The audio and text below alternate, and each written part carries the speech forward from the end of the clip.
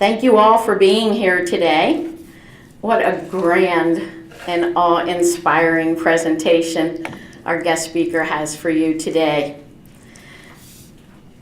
Dr. Will Tuttle is an educator, composer, pianist, and writer.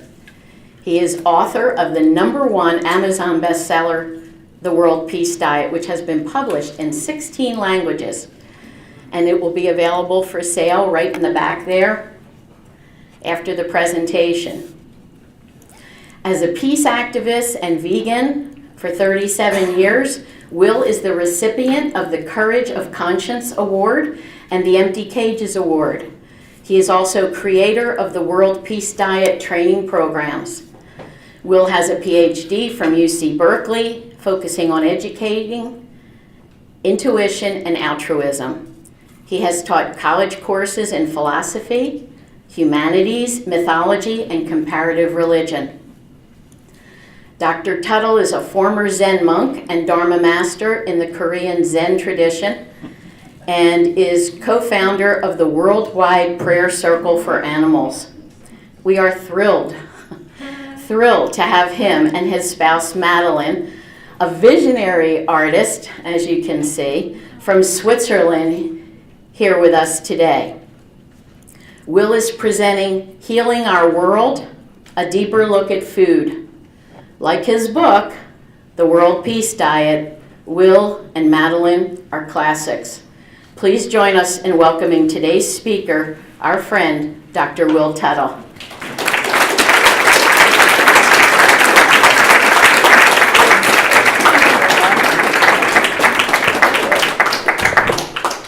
Thank you. Thank you so much, Lynn, Sylvan, and thank you all for coming out here this afternoon. Let's give a big hand to Lynn. I know she's worked really hard, and everyone in the team. Thank you for your efforts. One of the things that Madeline and I like to do in traveling actually around North America is to support local groups, like even in bringing the message at a grassroots level, because I think really the grassroots is where it's at in terms of social change, positive social change, when we get together like this in libraries and yoga studios and all kinds of different places and discuss the issues that are most essential. So the plan for me today is to give a short lecture, presentation, talk about some of the main ideas in the World Peace Diet, and then open it up for some questions. And just so I have a feeling, how many of you have actually read the book that we just heard about, The World Peace Diet? Just so I have a feeling. Some of you have. Great. So the basic idea in the World Peace Diet that I'll be focusing on is to understand the nature of our society, of our culture. The basic idea, I think, really is that we're all born into a culture that we could call a herding culture, that is based at its core on owning animals as property for food. That is invisible. It's hidden from us, essentially. We don't think of ourselves as living in a herding culture. We think, no, we live in a modern, high-tech kind of society. But actually, it's a herding culture. The herding of animals is now industrialized, and the animals are imprisoned in cages by the thousands or tens of thousands. And it's pretty much out of sight and out of mind, but go into pretty much any building anywhere and you'll find the flesh and secretions of these abused animals. And we're not just doing that, we're of course eating that and feeding that to our children.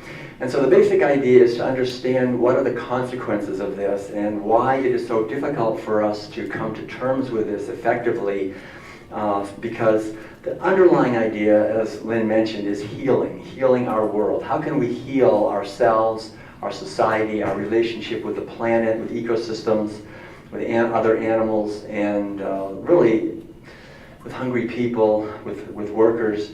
There's a whole web of relations that comes out of food, and food is actually our most intimate connection, as I think we all know intuitively, with nature. Right? You can't get more intimate with someone than eating them, right? It's very intimate.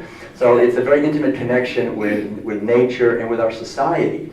Anthropologists actually understand that the primary way that any culture transmits its values from generation to generation is through rituals, right? The rituals of any society.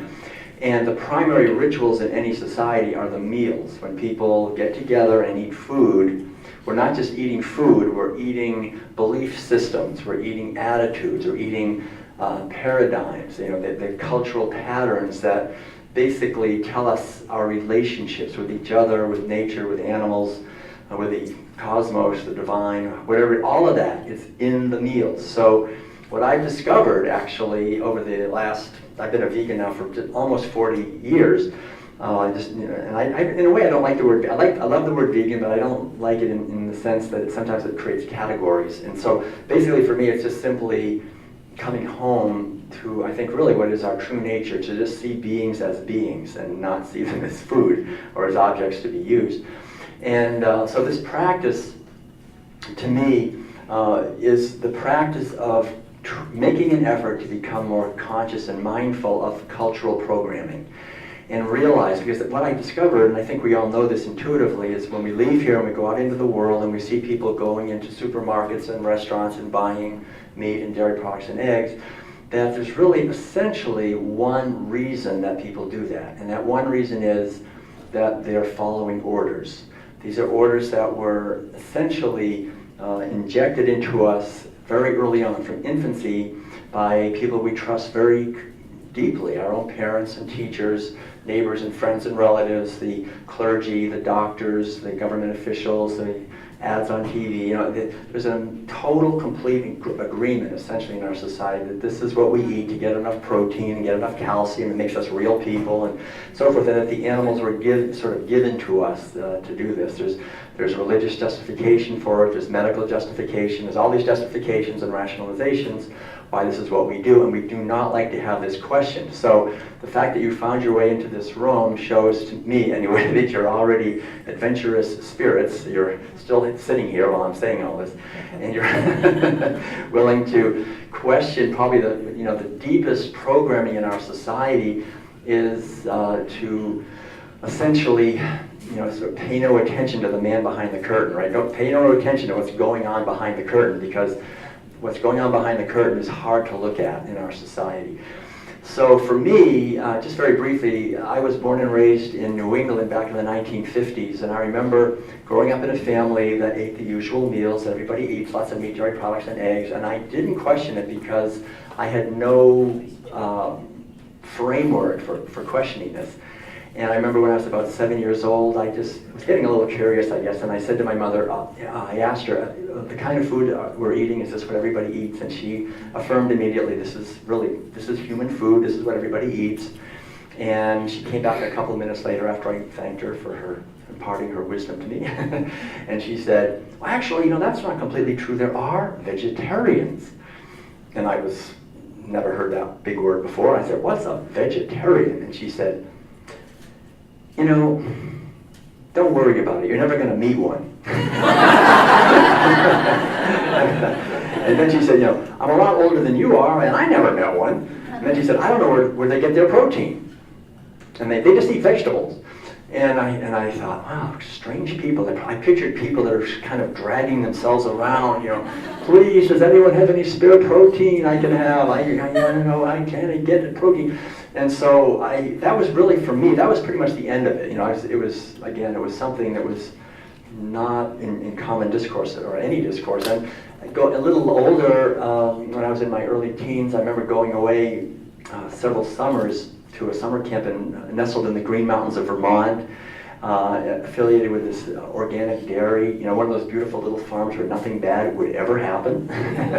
But I was taught how to catch a chicken and put her down and have my axe and cut her head off and put her through the sculling tank, and we would eat the chickens, and it was kind of teaching us how to where food comes from, in a sense. And for me it was very eye-opening and shocking and very I didn't like it, but I never questioned the rightness of it, because at that point, think of it, I'd gone through 13 years of really what amounts to the most intense indoctrination a human being can go through in many ways. I was eating routinely and relentlessly, day after day, breakfast, lunch, and dinner, in the company of people I trust completely, my own parents and teachers and ministers and doctors, everybody, neighbors and friends, the flesh of animals, the secretions of animals, and I was eating the stories that God gave us these animals to eat. They do not have a soul like we do. They are, very, infinitely inferior to us. And if you don't eat them, you will definitely die within 24 hours of a protein deficiency.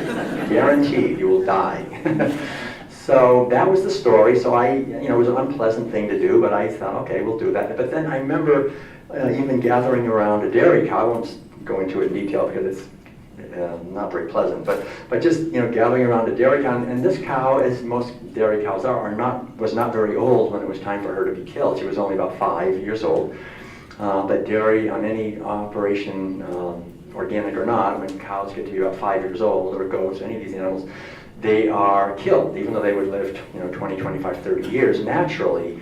By that point, their production has declined. Their babies have been routinely stolen from them. They're impregnated against their will on what the industry refers to as rape racks. Then after 9 months of gestation, they give birth to a baby, and they want nothing more than to nurse that baby. And Madeline and I actually lived about 18 years in an RV, and we parked sometimes near dairies, and we would hear the cows calling all night, sometimes bellowing and crying for their babies. And so I didn't really see that part of it because I was only there for a few weeks, but I saw the part where it's time for us now to kill the cow because she's 5 years old and her production now has declined. Because you can imagine for any female mammal, if they're pregnant and lactating simultaneously, that breaks down the health of any female mammal very quickly. We're really not designed for that. So we put a gun to her head and pulled the trigger and killed her and butchered her right there on the floor of the barn. And it was shocking to me to go through that, but I thought, well, that's what you got to do. I was a tough young 13-year-old kid, and I participated in the whole thing. And I went away to college, and I began, it was early 1970s, and it was a time of questioning, Vietnam War and all that. And I remember there were actually some vegetarians on campus. It was like my mother said, I never actually saw one, I never met one, but I heard there were some there somewhere. But then, right after that, my brother and I decided to go on a spiritual pilgrimage, and we left home, and we thought we would walk all the way to California, right? It was just going to be this big pilgrimage, and we ended up getting as far as Buffalo, New York. But in Buffalo, we headed south, and we ended up walking all the way to Alabama. And on the way, we stayed for a while in a community called The Farm, and this was 1975. And The Farm at that point in Summertown, Tennessee, was the largest, basically what I guess you would say a hippie commune in the world. At that point, there was almost 1,000 people there, and they were all vegetarians. Right? And actually, quite honestly, they were vegans in the sense that they didn't eat meat or dairy or eggs, so no animal foods.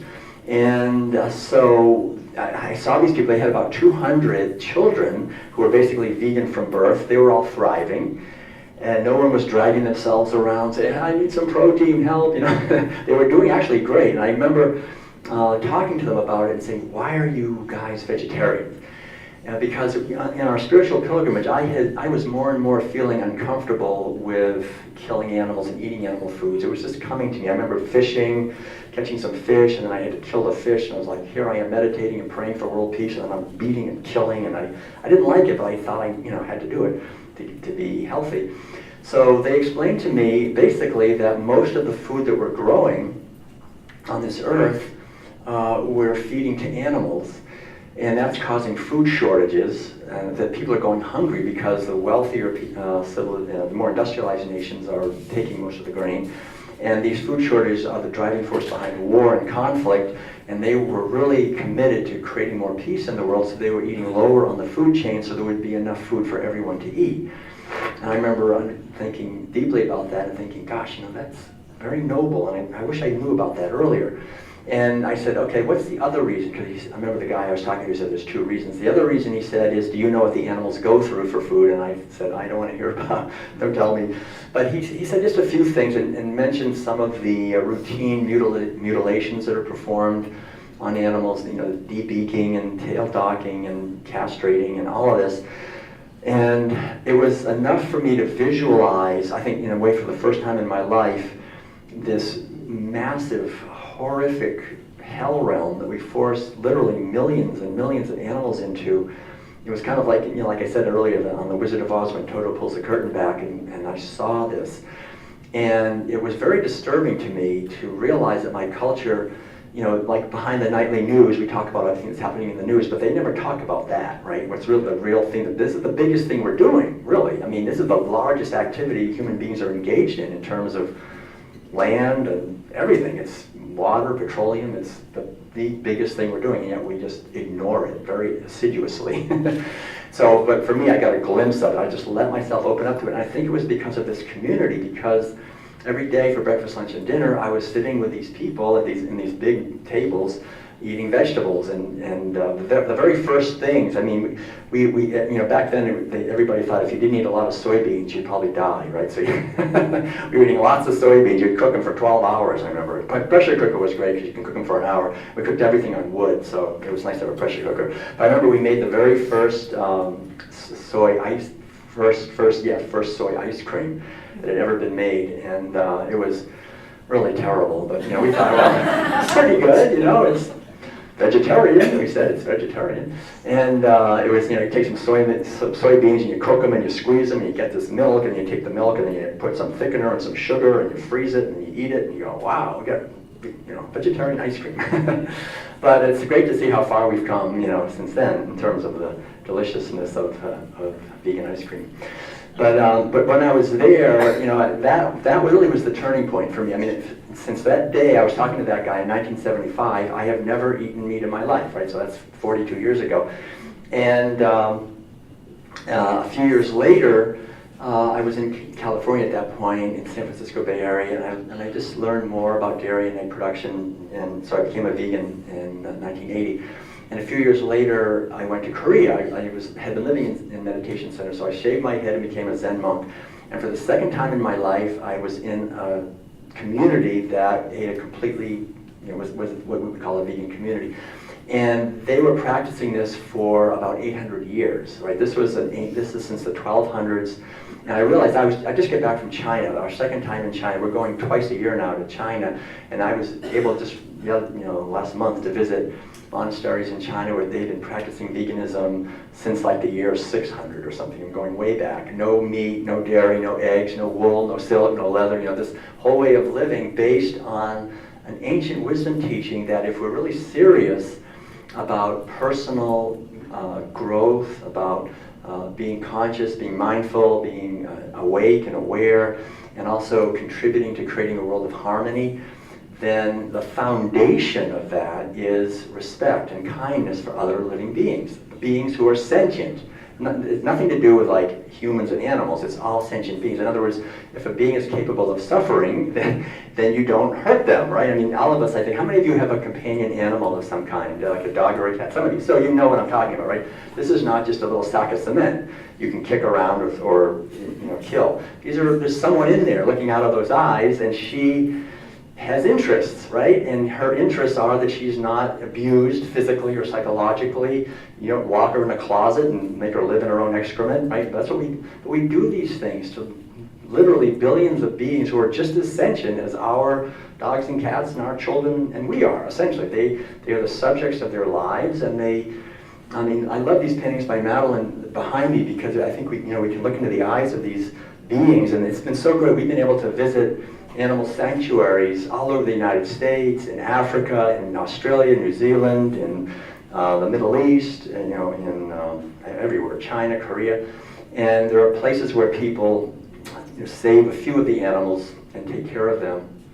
And you can, rub a pig's belly or get to know a cow or a chicken and see that and that's what we hear all the time, and we experience it, how they have different personalities, but they are definitely sentient beings. So for me, being in Korea as a Zen monk in this situation was very liberating in the sense that it was an opportunity to not only feel into a culture where this had been practiced for centuries, but also to be part of that myself. In other words, every day we would get up at 3 o'clock in the morning and start meditating until 9 o'clock at night. So it was this time of quite a few, over 3 months, I did this one practice there.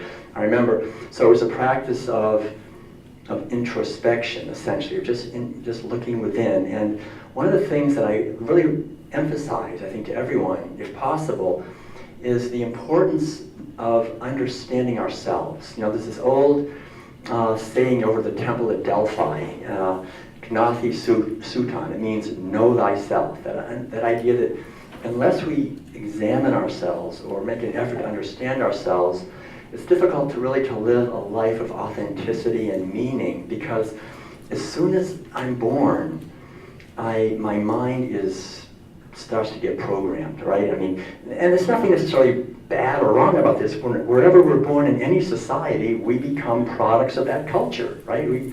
Their language becomes my language, their food becomes my food, their way of thinking, their attitudes become my way of thinking and my attitudes. And so for me in that monastery, I realized that my mind had been colonized, essentially. I mean, it was like my thoughts, everything, my values, everything in many ways came from my parents, my teachers, the corporate ads I was watching, all this stuff, living in this society. And so to have literally thousands of hours of sitting in meditation, bringing my mind back to the present moment and just reflecting on consciousness, I began to get a glimpse of a deeper truth that what we are is infinite consciousness. Like what we are is the sky. It's totally free and liberated. That's our true nature. We really, at a deep level, we are not born and we don't die. We are life manifesting, but we are born into a culture that has at its very deep root a teaching of materialism, that we're just a thing, an object. Because what are we eating? We're eating objects, right? We're taught at a very deep level that these cows and pigs and chickens and turkeys and ducks and geese and fishes, they're just pieces of meat. And we're taught as a little kid. I remember learning as a little boy or as a young man in the locker rooms of the college, you know, and high school athletic places. You know, the girls are just pieces of meat. You know, and in a sense, we're taught to see others as objects, instruments that we can use for our own benefit. We're raised to put value on it and to sell ourselves on the market and look at others as objects to be used. But this, at a very deep level, comes from the herding culture that, at its very core, is reducing beings to things, that mentality of reducing beings to things. And so I think through introspection, we can begin to break free of that prison of reducing ourselves and others to material objects, and to see that there is a being worthy of respect, a sacred expression of life, and that this whole earth is an absolute celebration of beauty and of celebrations of life that are magnificent. And we human beings seem to be doing, in a sense, spending most of our energy destroying this beautiful celebration and symphony of life here. We're overfishing the oceans to the point where scientists say that they're basically on the brink of complete annihilation. Most of the major so-called fisheries of the earth are in complete collapse and are dying. And the rainforest we're cutting down now at an acre per second. This is causing the largest mass extinction of species in 65 million years. All of this is driven, you know, the depletion of water and the pollution of water and air and the massive soil erosion. All of these things are directly attributable to people taking out their wallets and paying for meat, dairy products, and eggs, which cause this kind of environmental devastation. And yet the whole thing is basically covered up because there are institutions that don't really want us to be aware of this. And we ourselves are born into a culture where we're taught not to reflect on this, or not to really reflect on the deeper aspect of life, not to see beings as sacred expressions of life, but to see them as instruments to be used, because we're eating that every day. So it's a very subconscious kind of a program that's injected. It's really, in a sense, you know, inserted into us as we're compelled to participate in these meals. We don't really have a choice. I remember as a little kid, I didn't have a choice about this. In fact, I remember at one point, I was in this kind of strange position where I was the older brother. Maybe I was 6 or so. Maybe that's why I asked my mother, you know, this is what everybody eats. I remember my little sister was sitting in the high chair, and my mother said, "You can feed your little sister." And I thought, okay, good, I'm the big brother, I'll feed my little sister. And my mother always kind of warned me. She said, but make sure she eats her protein, because that was the problem. You know, I'd feed her the different foods, and when it ever came to the meat, she always went, she kept spitting it out. Like, oh, So I was, I was trying to get her to eat the protein. I got very creative. I said, here comes the protein. I make like an airplane. It's really fun. Here comes the protein. It's the best part. And she'd go, spit it out. You got to eat it. So at one point, I was literally forcing it down her throat. You've got to get this. If you die because you don't eat the protein, and Mom blames it on me, it's not going to happen. You got to eat this. So I'm so glad I can stand in front of you today and say, my little sister finally went vegan. I took a little work. Madeline and I had to kind of show her some videos and kind of really, and she went vegan probably almost 20 years ago now. And her daughter is a vegan also, and her daughter, Christy, now has 2 kids, and they're vegan from birth. So, and my mother even went vegan too.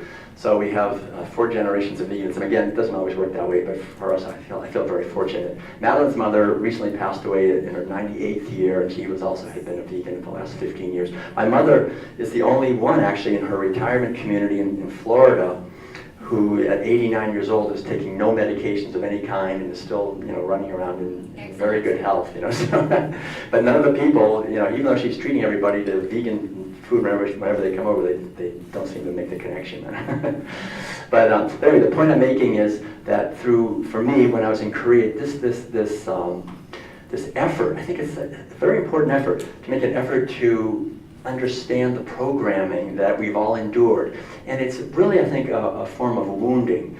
I think as little kids, when I'm forced to eat animal foods, I'm forced to eat the flesh of animals that have been horribly abused and manipulated and mutilated and so forth, and the secretions of these animals, there's a certain darkness that enters into the body. It's a lot of toxins, actually, and there's no question about the physical toxins. But I have a whole chapter in the World Peace Diet that talks about metaphysical toxins. Where I'm eating terror and fear and despair and sadness and grief and trauma. And it's not just the animal. The animals are traumatized, but the workers. Think of the workers that have to stand there all day for 8 hours and just slash throats or just electroprod animals or kick them. These workers have the highest rates of worker-related injuries. They have the highest rates of suicide, drug addiction, alcoholism, spousal abuse, child abuse. This is well documented. And so they go back into their families and they want to either hurt themselves or hurt others because of the horrible things they're doing. And so that they have what's referred to as perpetrator-induced traumatic stress disorder. So what we have to understand is that animal agriculture has been, in a sense, falsely portrayed as something that's healthy and all-American and what's made the country great and how the West was won and all this kind of stuff. And actually, there's this very severe darkness in this. It's trauma. For sure, it's trauma to the animals. They're traumatized probably from birth, and they're hyper-confined and mutilated and at death as well. And for the workers, and for wildlife. Animal agriculture has been a war against wildlife because it's basically we divide animals into 2 categories: those that we're owning and using, and then those that are pests, those that somehow interfere with our livelihood. And so we have the Department of Wildlife Services. I know in Oregon it's huge, but it's our taxpayer money goes to pay for the killing of millions of animals, coyotes and bobcats and otters and skunks and cormorants. I can go on and on. You just go to their website. It's heartbreaking to see literally every foxes and beavers and every animal trying to live her life out there. We're shooting them from the air and poisoning them and killing them and so forth. So it's all at the behest of ranchers and farmers for animal agriculture. So again, it's a system that we're born into. I'm not interested in blaming people or shaming or criticizing or judging people. It's a system. It's a system that we're born into, and we all play roles in that. So like I said earlier, when we go outside, we see people eating animal foods.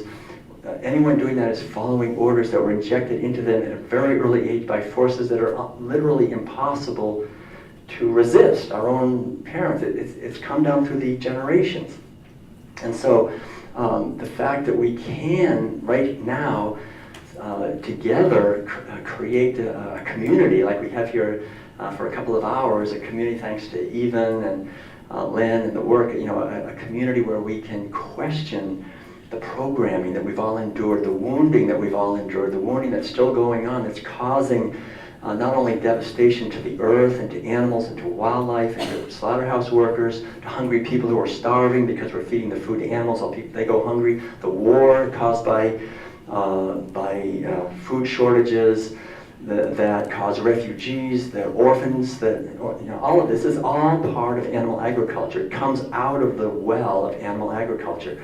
And beyond that, there's the wounding that happens psychologically and spiritually where we don't want to think about it. It's understood that people who are traumatized do not want to think about the trauma. They don't want to think about it. Just don't think about it. People do not want to hear that when they go to Kentucky Fried Chicken, they're causing this kind of suffering, right? They understand it's traumatic for the chickens and they're eating this trauma, but it's traumatic for them to hear about it because it makes them relive the trauma of the first time we figured out, I'm eating a chicken. My friends, kids love animals, right? At a certain point, we may not remember it. Some people do remember it. And it's like, I remember that time I learned I'm eating animals. Oh, God. Before that, you don't know what it is. I'm eating chicken. I remember eating bacon. It was like, I love bacon. I was always the first one there, right? Having bacon, I was the first one there. I love bacon. Yum, bacon. My mother had said, we're having the flesh of an animal who was confined her entire life in a cage. She was banging her head against the bar. She was driven into insanity. Then they pulled her out, hung upside down by one leg, slashed her throat. She was screaming, now we're going to eat her flesh. Can we have oatmeal? Can I have a banana? You want me to eat that? It's bad enough to hear about it. You want me to actually eat it? So we don't know what it is, and then we find out at one point, and then we just realize, that's how the world is. So the beauty, though, I think is, for me, the only reason I was able to go vegetarian, vegan, was because of the example of other people, right? The only reason I ate meat and dairy products was because of the example of other people, because of the community I was raised in. And the only reason I was able to change that was because of the farm, because of Sanwang-sa Zen Monastery in Korea, these examples of communities where people lived in a different way. And so that's what we're doing right now, right this second. We're creating, in a sense, this alternative community and where we are not eating animal foods and we're understanding the reason why. And so we can understand this and we can create a society of liberation, of justice, of equality, of freedom, of health, of sustainability. Because the underlying message of veganism is love. I don't even like to, use the word veganism. It's just coming home to our true nature, seeing beings and treating them with kindness and respect. It doesn't need a word. It's just who we are, and living our values. Not living values that have imposed upon us, not being in a cultural trance with blinders on and refusing to look up, but actually rejoicing in the ability to look up or to look deeply or to feel deeply or to understand that the beings that we share this earth with are worthy of respect. And maybe we have 10,000 years of abusing animals, but that doesn't mean we have to continue doing that. We can finally stop. And we can create a world with a positive future. I think we all know in our bones that we need a major shift in the way we're living. That just, electing a Democrat instead of a Republican is probably not going to do it. That we need to go, really, we need to go much deeper. And I think going the deepest actually is to look at food, because food is our most, as I said earlier, our deepest connection with nature. So I'd like to say, when I came back from Korea, I began to understand these ideas and got my PhD at Berkeley and taught college and did all these other things. But the underlying dynamic, the underlying message in my life from that time has been to somehow embody what veganism is. And I think that's the real challenge, because it's not about, as I said earlier, being right. It's really about having kindness and love for others, not only animals, but for other human beings, and understanding the consequences of animal agriculture. So, let me see how I'm doing on time. I've got about 15 minutes. So, I'd like to just share briefly about the 5 levels of health, and then talk a little bit about the history of this, and then open it up for questions. So when I talk about the 5, I already mentioned a little bit about the 5 levels of health, but the basic idea with that is that when we think about being healthy, right, we think about being physically healthy. Animal agriculture is devastating to our physical health. There's a whole chapter in the World Peace Diet that goes into this. It's called The Intelligence of Human Physiology. If you look at the nature of the intelligence of our body, we see very clearly, if you look at our dentition, right, our teeth, the hardness of our teeth, they're not hard. The size of our teeth, our saliva is designed essentially to break down complex carbohydrates, and that's it. You look at the length of our digestive tract, it's long, the acidity of our stomach, I could go on and on, the circulatory system. Basically, we're not designed to eat animal foods. We can do it, right? We can eat animal foods and not die. But that doesn't mean it's optimal. And it's well understood. We have a wonderful author here, Janice Stanger, who's written beautiful books about the benefits of plant-based eating. And we have other literature coming up. There's a new film called, how many of you have seen What the Health? That's a new one, but some of you, a few of you, yeah. I highly recommend it. It's on Netflix now. Forks Over Knives is another one. Michael Greger's got a book that's, I think, very good, How Not to Die. Talks about, I think it's the 16 main reasons people die, and 15 out of the 16 are eating animal-based meals. You know, so it's a New York Times bestseller. But anyway, the basic idea is that when we look carefully at our nutritional requirements, we see that we're designed to thrive on plant-based meals. I mean, I myself, you know, I have not been to a doctor in 40 years, and Madeline's the same way. It's not, and it's not to say everyone's like that, but in general, from the point of view of if we look at the risk of disease, of diabetes and osteoporosis and obesity and heart disease and breast, prostate, and colon cancer and autoimmune diseases, liver disease, kidney disease, you know, dementia, all these things, people eating a plant-based diet are way down in the risk factor. And what's filling up the hospital really are people eating meals that are animal-based meals that cause acidification and inflammation because of animal-based protein, essentially. So the underlying message, essentially, in one kind of nugget, is that all of us, and it's just beautiful, I think, to just take this in, all of us have been given a gift of a physical body that does not require any animal to suffer to get all the nutrients that we need to thrive and celebrate our lives on this beautiful and abundant earth. That's the basic, beautiful truth. But the other truth that goes with it is that all of us have also been born into a culture where from the time we're little infants, we've had to participate in mealtime rituals where we've been compelled to refuse this gift and throw it right back essentially in the face of the Creator and say, well, we're going to stab and kill animals anyway. And when we do that, we not only cause enormous suffering to them, but it boomerangs and comes back to us, and we create a world of competition and violence and war and conflict and injustice, and we don't know why. Why is this all happening? Why do we have such a hard time living in harmony and peace with each other?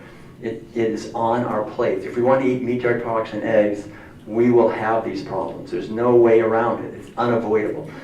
Because the actual activity of animal agriculture is the driving force behind these outer problems. And at a deeper level, it causes the mentality that propels us to create these problems. So physical health can be enormously improved by moving to a plant-based way of eating. Environmental health, I've already mentioned a little bit, but just to say, essentially, according to the United Nations, and virtually there's research coming out on this all the time, as we move to a plant-based diet, we'll use far fewer resources, and we're talking about a lot less. According to the United Nations, it's 30 to 1. I mean, someone eating a plant-based diet uses 1/30 of the fresh water that it takes to make standard Western diet. So this is very good news. I mean, the basic news is that we can allow the rivers to come back, the aquifers that are being drained to come back, the oceans.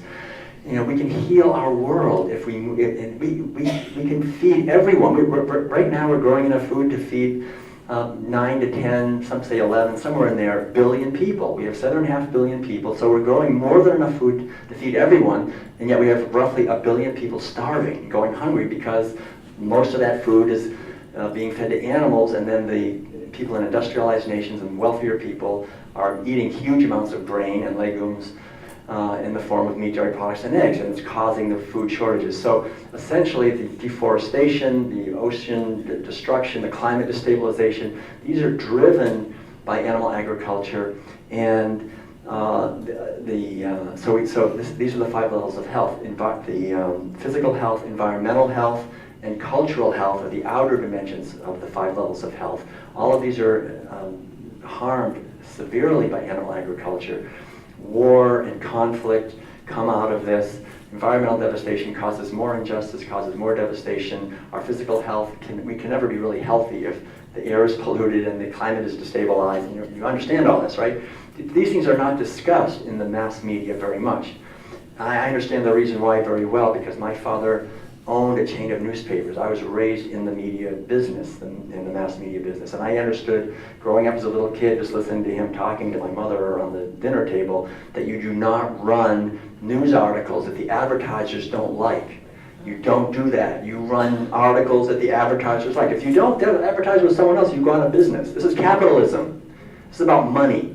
It's not about truth. Don't ever think it's anything to do with truth. It's nothing to do with truth. It has to do about power and money, period. So we cannot rely on the media to give us any truth. We got to get together in this room, in the library, and talk about it. We got to educate each other. And that's the beauty of grassroots education, because this is how it happens. It's about building community and understanding that we've been born into a society that has a lot of toxic attitudes that are injected into us that are benefiting a wealthy elite, but they don't benefit us or animals or future generations. And in fact, they destroy the possibility really for us to have a healthy world for our kids and for future generations. So that's the outer level, and when we understand clearly, and I really highly recommend, how many of you have seen, for example, Cowspiracy as a film? I highly recommend that film. Both Cowspiracy and What the Health were created by Kip Anderson, who went through our training, the World Peace Diet training. We have an online training in going deeper into the ideas of the World Peace Diet, and it's been wonderful to see people create educational programs and videos and sanctuaries and all kinds of things going through our training. And I think if we make an effort to understand what these ideas that I'm talking about, you don't have to believe what I'm saying. Do your own research, but it becomes very clear that animal agriculture is devastating to the outer levels of these 3 outer levels of health: the environment, our physical health, and our society. But then the other 2 levels of health are psychological health and spiritual health. And the World Peace Diet, I think, is the only book really that goes into this in depth, and I think that's one of the reasons it's been translated into 16 languages. And Madeline and I have been traveling everywhere talking about this, and it's very inspiring to see people in Africa and in the Middle East and in Asia and everywhere, South America, coming on fire really with enthusiasm when they understand this, and to share these ideas, because once we see that animal agriculture is really injecting into us attitudes that are not in our best interests, and I'll just give a couple of examples of those. Number one is an attitude of disconnectedness. I think it's very important to understand that the subtext of every meal that we're eating, if we're eating animal foods, is don't make the connection. Don't think about what's on your plate and what it took to get it onto your plate. Just stay shallow, just eat the food. Basically, that subtext is saying just trust the authorities. They know what's best. That's what we're learning. Don't look deeply, don't listen deeply, don't feel deeply, just eat it. So that mentality is the opposite of intelligence. Intelligence is the capacity to make connections that are relevant. When we have meal rituals that basically are compelling the entire population to reduce its capacity to make connections, we are dumbing down the entire population.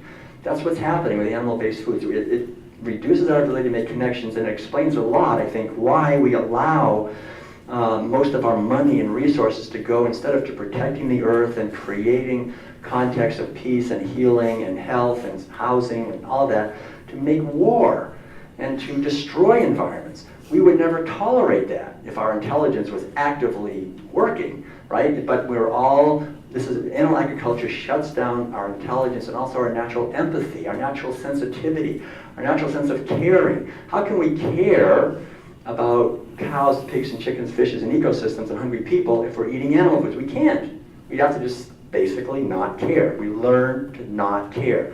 Veganism is caring. It's caring. I remember I used to protest a couple of years in Monte Rio. They had oh gosh, the Bohemian Club, the wealthy elite of the world, the most wealthy bankers and corporate heads and legislators would gather, and they had these secret rituals in Sonoma County. And the very first night they would have their big ritual, which no one could get in. It was, it was heavily guarded, but it was the cremation of care. They would kill care. That's the whole point. That's what it's all about. They know if you can kill care, if you can make people not care, then you have slaves, and you can run, you can make a lot of money. You can have war, So what veganism is just basically resurrecting care. Resurrecting care in our own hearts, caring for ourselves, our own health, and that's a great gift to the world. If we're healthy, that's a great gift to the world. Be healthy, it's a great gift to others. We can care for the earth. We can care for our loved ones. We can care for future generations. We can care for hungry people. We can care for everyone. It's the best thing, care. It gives meaning, it gives purpose, it gives love. Love comes alive in us. Joy and freedom and creativity and equality and sustainability and justice all come out of that. That's where they come from. They come from caring. It's a feminine capacity of understanding the interconnectedness of all of life, that we are interconnected, and it's beautiful. So making the connections, number one, because animal-based foods break that connection.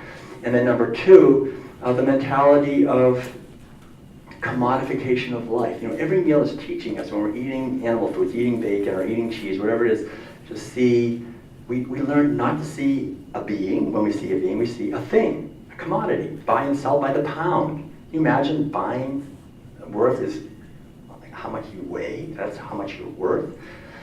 I mean, that's so crude, it's beyond what I can imagine, but we do that like business as usual. How can we ever create a world of peace when that's the foundation of what we're feeding our children? Is that beings, they're worth what they weigh. I mean, this is so crass, so great, it boggles the mind that this is actually happening. How can this be happening? And we have PhD people pretending that they're intelligent about this, whatever it is. I mean, this is like so ridiculous. But this is the foundation of our society. So the whole idea, again, with what we're talking about is to simply come home. It's nothing dramatic. It's just coming home and seeing beings when we see beings, and allowing the natural sense of respect that we have to motivate our actions. And then the third one, there's many more, but I'll just talk about three. The third one is the domination of the feminine. That's the key point. The domination of the sacred feminine. And the underlying idea with animal agriculture, there's two primary actions in animal agriculture. One is you kill them. The other is you rape them. I mean, you cannot have animal agriculture without the forced insemination of animals, of female animals, and the stealing of their babies. That is the foundation. That's all dairy, but not just dairy, all meat. These animals are impregnated against their will, their babies are stolen, they're impregnated against, the babies are stolen as fast as possible, because the faster you can do it, the more money you make, the more efficient you are. That's what's been going on for the last 10,000 years in animal agriculture. And those who are most successful at being hard-hearted and dominating the sacred feminine, dominating and breaking the sacred tie between mother and child, you break that every time. That is not, the mother thinks that's my baby. It's like, no, that's not your baby, that's my baby. I own you, I own the baby. I take the baby, I kill the baby, I impregnate you again, I kill the baby again, then I kill you. That's what it is. There's nothing else but that. And so we have to understand that this is not only causing enormous suffering for these beings, for these mothers and these babies, who really suffer incredibly, but we are suffering also. We create a culture of repressing the sacred feminine, where we can kill, we can go to war, we can fight, we can dominate, we can have massive injustice, and we can have homeless people. All of that, that's because the sacred feminine, I refer to the sacred feminine as Sophia. Sophia was the ancient Greek goddess of wisdom. So this is wisdom. This is a wisdom within both men and women. I think women have a little more, because women give birth to little babies who are a lot of trouble, but they love them anyway, right? That's the foundation of healthy people, of healthy individuals, of healthy families, of healthy communities, is that feminine, loving, care. And men also have this, the yearning to care and protect life. This is our deepest wisdom, and yet animal agriculture is, at its core, is shutting that down. Shut down that capacity to care, to love, to protect, to nurture life. And again, when that happens, we have a system that benefits only a few and harms everyone else. So for us, the beauty is that, in a sense, the most subversive action any human being can take in terms of questioning a system of violence is to move to a plant-based way of eating and understand the reason why. Eating and living, not buying products, food and clothing and entertainment that causes suffering to animals or to human beings, as much as possible to live a life where we're minimizing the violence to others. And the other thing I'll just mention briefly, because I think it's important, is the history of this. So that's the 5 levels of health, and they're all interconnected. And just to understand that animal agriculture is not only the driving force behind the devastation that we see in the outer world, but even more significantly in the inner landscape of our consciousness at the very deep levels of how we see ourselves and others. So to make an effort to purify our consciousness and to awaken to a deeper understanding of our connectedness with other beings.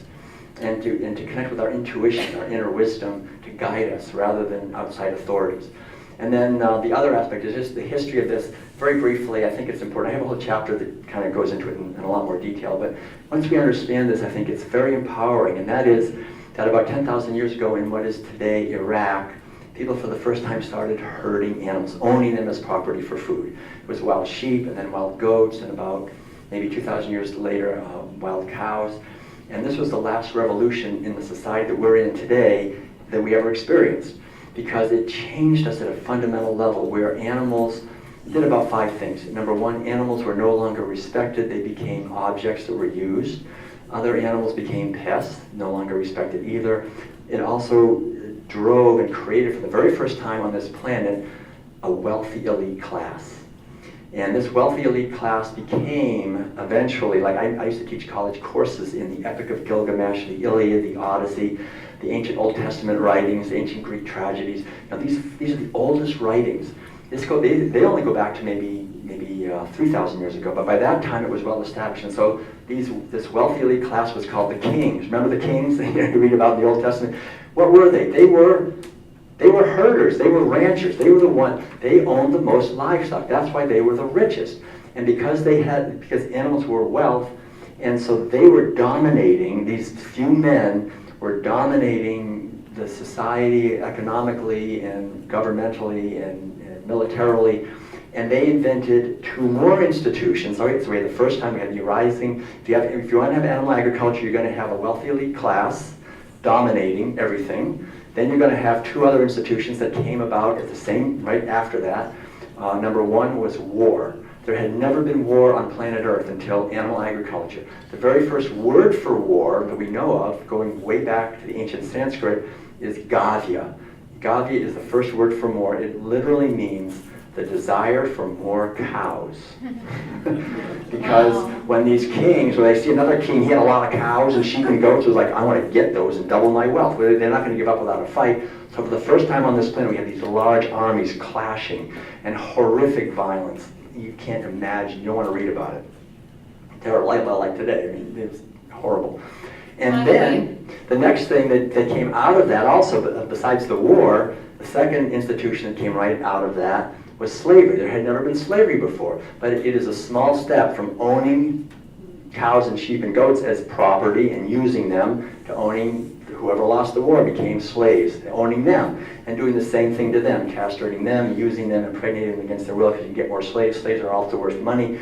And so we had this arising of a very violent, patriarchal society. Women also, men get the idea that females are just breeders, right? They're just breeding them. So they're there to give me offspring, that they're to give me pleasure. So when we read, like I say, these ancient writings, you can see it's very in black and white right there. Women are bought and sold just like cows and sheep, right?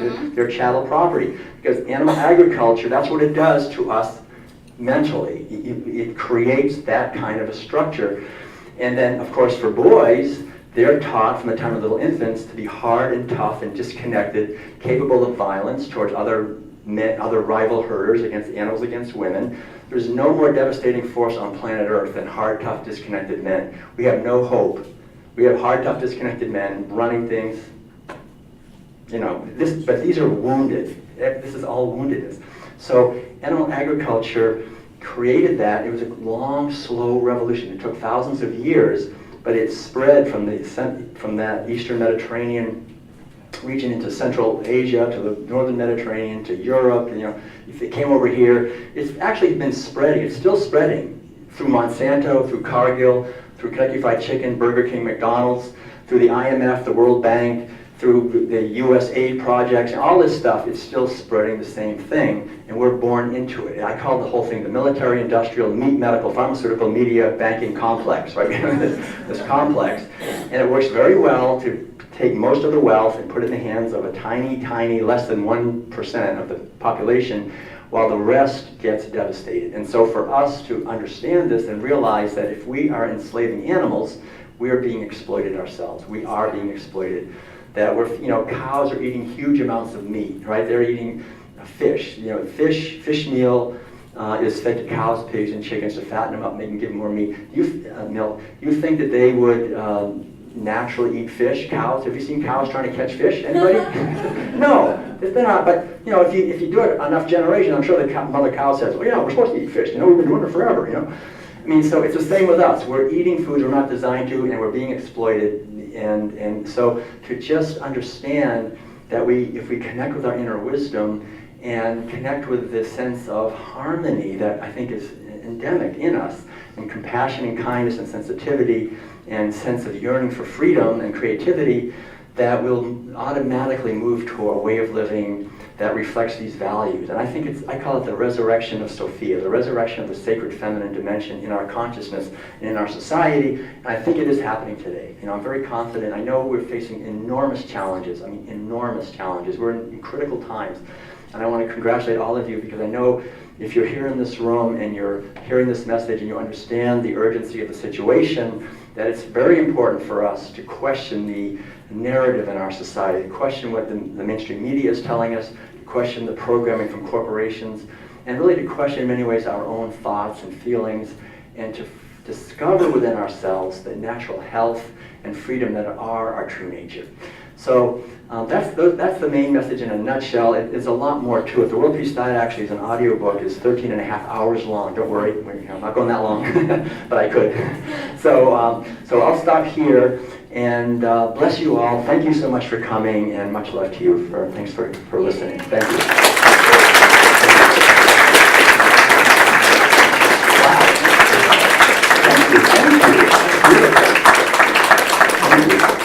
And I will say, you know, like when I just get back from China, and you know, it's interesting because in China, the government of China is has now studied all this, right?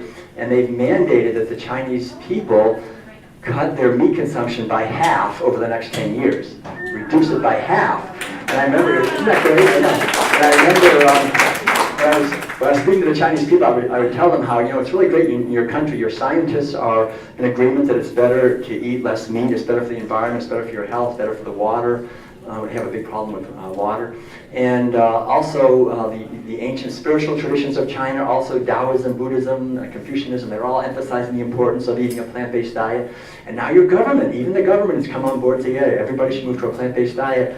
And then I would say, gosh, I really wish the American government was as wise as the Chinese government. And they would all start clapping and cheering when I said that. I think it's good to see there are people, there are communities in the world. Taiwan, for example, is another example of a very advanced. I mean, there's over 1,000 vegetarian and vegan restaurants in that little island. And I gave a lecture there. 2,000 people came to hear me talk about veganism. You know, I mean, they're really going so far. They're with organic, and so I think as Americans, though, we still have a big impact on the rest of the world. And as we go vegan, it will really help the rest of the world go in that direction, because we're still seen as an example. And so I think each one of us can make a big difference. Really, each one of you makes a huge difference. How we live our lives does make a difference. I want to emphasize that. Thank you very much. And now, does anyone have, I can take maybe one or two questions. I know we're running a little bit later, but yeah, okay, yeah. Yes, the World Peace Diet obviously advocates veganism, but does it also go beyond advocating veganism to advocating eating organic, eating locally grown food, and encouraging people to grow some of their own food? Great. Okay, so the question he just asked is, we advocate eating a vegan way of eating, but do we also go beyond that and advocate organic, locally grown, and growing our own food? And I would say absolutely yes. I do talk about it in the World Peace Diet, and I'm so glad you brought that up because I should have already said that. Because I don't think, really, quite honestly, Madeline, I call Madeline is Miss Organic, and she said, well, forget to talk about organic. But, you know, I think we can't really be vegan in a sense if we're buying food or paying for food that's genetically engineered or that's being doused with pesticides, herbicides, and fungicides that are killing fish and birds and insects. Really, it should be as much as possible organic, as much as possible local, supporting local farms, as much as possible grow your own. We lived in an RV for 18 years, and all we could grow was sprouts, really, because we were traveling every day. But now, for the last 4 years, we've had a house in Northern California. We've created a food forest, and we've planted 30 fruit trees and nut trees and vegetables and herbs and berries and all. And so we have this whole farm. We get a lot of food ourselves. And you know, recycling compost and making it all veganic and using no animal inputs of any kind. It's great, you know, it's really wonderful to see and to understand that we can feed everyone on this planet on a fraction of the land, especially as we go to more small-scale agriculture. It's actually much more efficient in land use. These gigantic monocrop fields, this is doing plant agriculture the way we do animal agriculture. That's an important point. You know, animal agriculture is based on domination and exploitation and oppression of animals. And when we do plant agriculture that way, which is we use you know, fungicides and herbicides and pesticides, and we cut everything down. We don't let anything live. We use genetically engineered, you know, that's not the way to grow plant food. That's doing it with the animal agriculture mode. So to create gardens of love, of where we connect with the seeds ourselves, and then think of the moon, the cycles of the moon and the planets, and then plant, and then go out and like Madeline does every day. She goes out in the garden and she just looks at all the different plants with love and thinks, who needs some water, who needs a little compost tea. She goes out and says, I'm going to go serve tea out in the garden. And she goes out and serves tea to the different plants, and they all have tea together. And you know, and you create a community of life that supports life, and you can eat that food, and that's life feeding life. You know, it's a beautiful thing. I remember meeting a guy in Hawaii. He's a longtime vegan, and he moved onto some land on Maui, and he planted a breadfruit tree. And that breadfruit tree grew, and it's a huge tree now. And I remember he gave this talk, and he said, what you're looking at right now, 2/3 of this body that you see is that breadfruit tree. 2/3 of the food I eat, that's that breadfruit tree. You know, that breadfruit, and a breadfruit tree is only supposed to give fruit, you know, maybe one, like for 3 or 4 months a year. This one gives like 9 or 10 months of the year. And it's just laden. It's like the more he loves that tree, the more that tree gives him breadfruit, you know. And he said it's so much, it's like I can't eat it all, but I do. And so I think, you know, we can develop relationships with plants. We can be fed by the love of this earth. As we love the earth will love us back. If we fight the earth and try to dominate and kill her, yeah, who's going to be killed in the long run? You know, we're insane in what we're doing, how we're acting. And as we love life and love animals and love and see that growing food is an act of love and do it in that way, then we're eating love, and we will be healthy, and food will be medicine for sure. So that's really true. That's a beautiful, important point. Health is vibration, and when you can't Right. death, Right. take death in your body and Exactly. vibrate. It's the vibrations that are very important. I have a whole chapter on that. That's very And you're important. taking in the anger, the fear, the pain, the And animal suffering. Exactly. Going through. You're taking it into your body. No wonder you're angry. Exactly. You're Yeah, walking Thich Nhat Hanh around with all that energy. Thich Nhat Hanh said, if we're eating anger, which we are if we're eating animal foods, how can we not be angry ourselves? So the whole idea is that the World Peace Diet is based on the idea that we connect in a peaceful way with the earth, grow foods with peace, and create a foundation of peace. And it works on every level, on all these different levels. I think I only maybe have time for maybe one more. Yes, sir. Do you have any advice for onset of dementia, specifically short-term memory loss? Oh, I forgot about There's something else. I would just say, you know, essentially, there's a book by Dr. Neil Barnard, It just came out. I mean, it's been out a couple of years, but it's a really good book. It's I forget the title exactly. It's a kind of an obvious title, but if you go Dr. Neil Barnard, Barnard, Foods. It might be his book called Foods to Fight Pain, and his other book I think called Foods that for something for mental health or something like that. But basically, his research, and it's based on a broad spectrum of research, that Alzheimer's and dementia and most of the terrible afflictions, and you can imagine, someone is living their life, and then the most important things like their relationships with their own children disappear. They don't like, who are you? And this is tragic. But it's animal agriculture, animal-based foods that are profoundly linked with these diseases. And so moving to a plant-based way, organic, whole food, plant-based diet is the foundation for health, mentally, psychologically, physically, culturally, environmentally, on every level. And so that's what I would say. Just try to do some fasting, perhaps. I think fasting can be very helpful to cleanse when we're having some kind of physical challenges also. All right, I'll take one last. Okay, yeah. Yeah, I agree with everything that you said tonight. Thank you. But what I was wondering about is that native cultures in history have chosen to eat animals, to kill animals and eat animals. I don't mean, the cultures that herders that have cows and sheep, but I mean,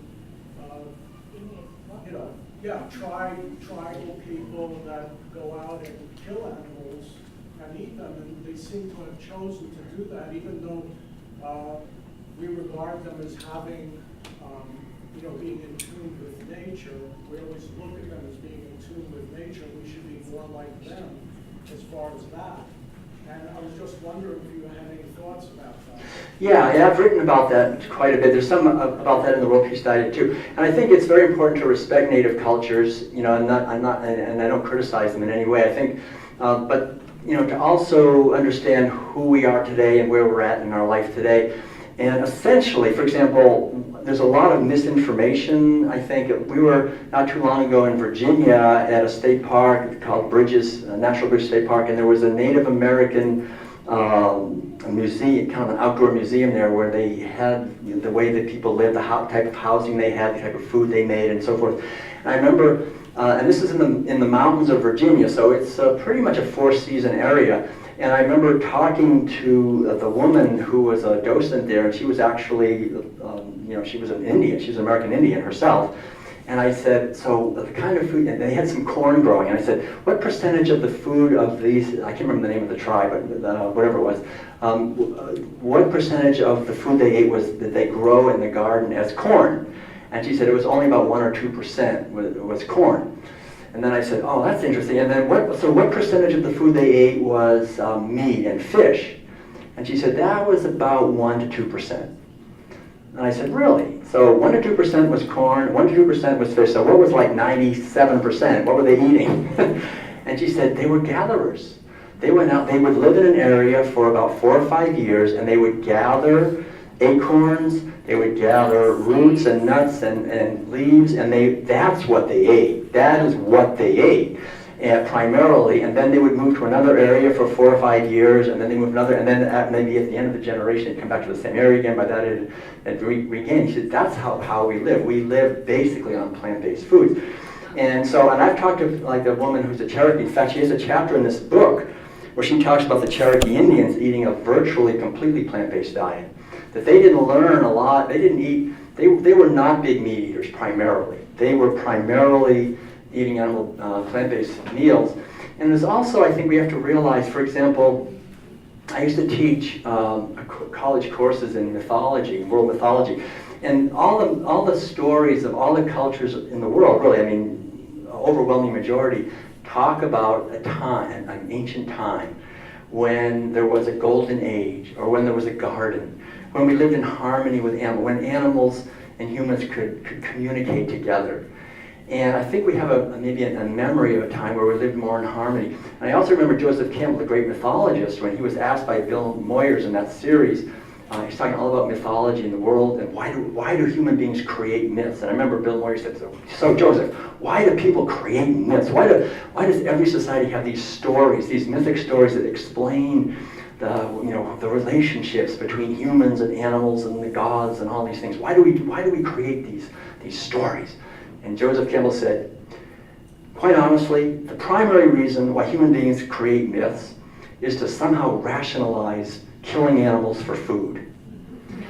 He said it is something that is so hard for us to tolerate and to rationalize. So we have to create story. We have to create, Krishna, the cow god, wanting, being the goat, making love with the gopi girls and having dairy, and we have to invent, Jehovah, loving to smell the smell of the sacrifices. So we're not doing it for us. We're doing it for Jehovah, really, not for us. And so we create these stories to justify our own violence towards animals. But I think the time now, the Buddha had a great saying. The Buddha said, if you're wounded, it's not very smart to examine the wound and say, okay, well, I'm not going to do anything about my wound until I know, who shot the arrow and why they shot the arrow and who the father of the person who shot the arrow actually was and how many feathers were on the arrow. He said, look, you've been wounded, treat the wound.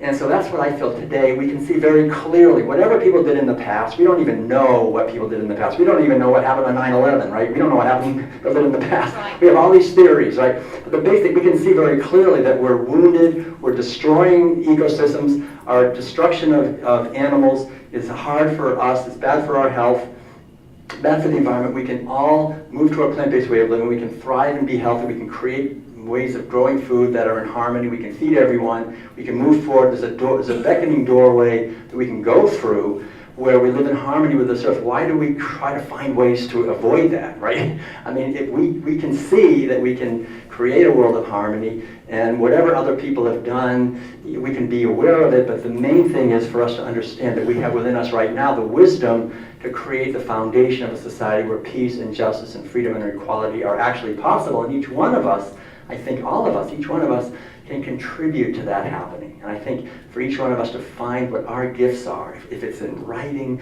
or talking or cooking or like Madeline painting or making videos or doing music or whatever it is, but see if you can find your way to contribute to this, because I don't think there's anything more important anyone can do to contribute to a positive future than to contribute to sharing these ideas in a loving and respectful way with other people, and so that we're no longer part of the problem, we can be part of the solution. And then when we come to the end of our life, which we all will, and it won't, it could be any moment, so to do the best we can to live each day as an expression of kindness and respect, and to bring a message. The vegan message is really just the message of kindness and love and respect for all life, just to, as best we can, to be an example of that.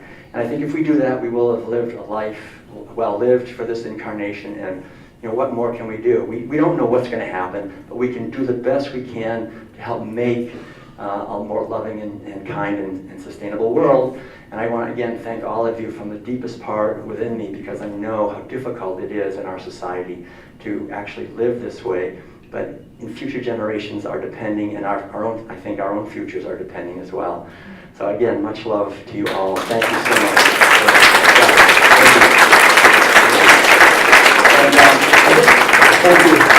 I just want to say briefly, we do have copies of the World Peace Diet. I'm happy to sign those. There's Madeline has Intuitive Cooking. Now let's give a hand for Madeline too. She's a wonderful artist, and she's also, yeah. T-shirts, black T-shirts, We have a couple of vegan t-shirts and a vegan bag if anyone wants those too. Also, if anyone's interested, there's a book that I wrote, I'm the editor of, called Circles of Compassion. It's also on the table. It goes into social justice issues and the connection between animal agriculture. And then finally, there's Your Inner Islands, which just came out a month ago, and it's on developing intuition. My PhD at Berkeley was on educating intuition in adults. And so this is a practical book on methods and techniques and teachings of developing our spiritual intuition. So we have copies of those that just came out also. So I'm happy to answer questions in the back, and thanks again for joining us. Thank you very much. Thank you. Lynn? Thank you all very much for coming out this afternoon. Go to eugeneveg.org, see our table in the back after you go to Will's table, and thank you very much for your attention.